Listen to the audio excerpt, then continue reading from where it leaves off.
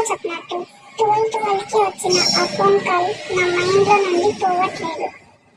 Morning అయ్యింది. అది coincident ఏమో అని నన్ను నేను కన్విన్స్ చేసుకున్నా. కానీ ఆ మెసేజ్లో చెప్పినట్టు రేపు అర్థం అవుతుంది అని నిజమయ్యింది.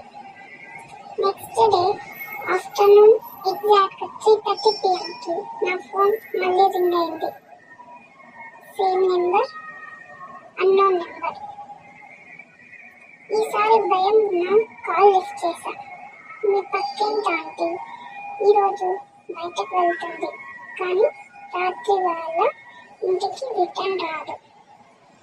నా బాడీ మొత్తం చిరు. నేను గట్టిగా అడిగాను, మీరు ఎవరు?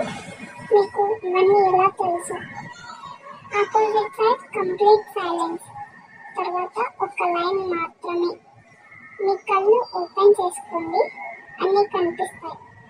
నేను విండో దగ్గరికి వెళ్ళి చూస్తే మా స్ట్రీట్లో ఒక పోలీస్ వెహికల్ ఆగి ఉంది. అప్పుడే తెలిసింది పక్కింటి ఆంటీ మిస్సింగ్ అని. నా మైండ్లో ఒకటే క్వశ్చన్, ఈ ఫోన్ కాల్స్ ఫ్యూచర్లో జరిగేది ఎలా చెప్తున్నాయి?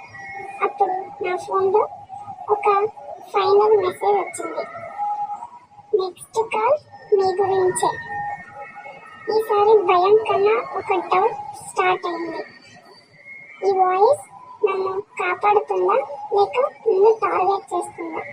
ఈ మిస్టరీ ఆన్సర్ కావాలి అంటే పార్ట్ 3 మిస్ అవ్వకండి.